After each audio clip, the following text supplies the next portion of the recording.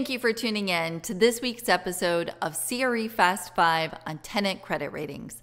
I'm Carly Iacono.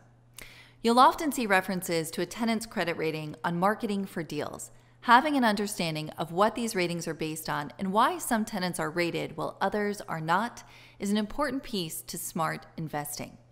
A tenant's credit rating refers to their financial strength and the likelihood of them fulfilling the responsibilities and payments throughout their lease term. Credit ratings are determined by one of three major ratings agencies, S&P, Moody's, or Fitch. Now, only national companies that issue public bonds or other public debt are assigned a credit rating. Private companies, no matter how strong, like Wawa and Chick-fil-A, that don't issue public debt, don't receive credit ratings. So no credit rating in no way correlates to a weak company. Credit ratings are divided into two categories, investment grade and non-investment grade. The higher a tenant's credit rating, the better their financial strength is. For S&P, the ratings go by letters. AAA is the highest and D is the lowest rating. In total, there are 17 ratings, even though Standard & Poor only uses 4 different letters. Now, this is achieved by doubling or tripling letters. The more letters, the better. Ratings can also include a plus sign, which is better than a standalone letter, or a minus sign, which is worse than standalone letters. Anything BBB minus and better is considered investment grade. Now, it's important to note that non-investment grade credit ratings are not necessarily a red flag.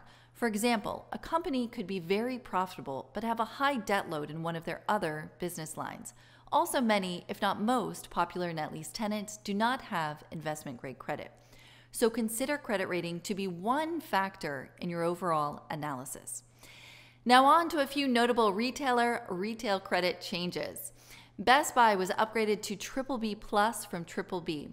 And sporting goods retailer Great Outdoors was recently upgraded to BB minus from B plus, partly due to their strong performances.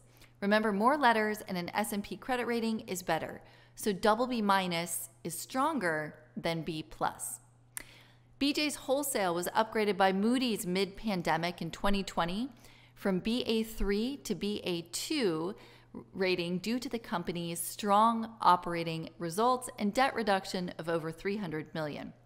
Lifetime Fitness also recently received an upgrade, moving from Moody's Caa1 to B3 after completion of its IPO that raised $700 million.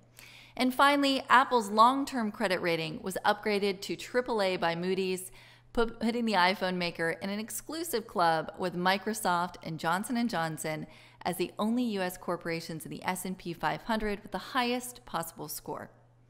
On the downgrade side, Starbucks credit rating dropped to BBB from BBB Plus at Fitch Ratings, and they cited that the coffee seller's high debt leverage amid significant business interruption from the coronavirus pandemic was the cause. Note, however, that BBB is still considered investment grade, so the change was only minor from an investment standpoint. Moody's also dropped Bed Bath & Beyond's corporate credit rating from B1 to B1 from Ba3 and gave the retailer a stable outlook. The downgrade follows a third quarter report of widening losses. Moody's also recently downgraded 99 Cents Only Store's corporate family rating to Caa2 from Caa1, citing the fact that the company has underperformed its peers during the pandemic and is now facing constrained liquidity. If you already own investment property with credit-rated tenants, keeping an eye on any changes to the credit rating during your hold period is very good as you evaluate your portfolio over time.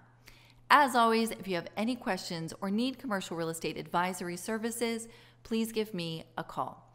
That was CRE Fast 5. I'm Carly Iacono. I'll see you soon.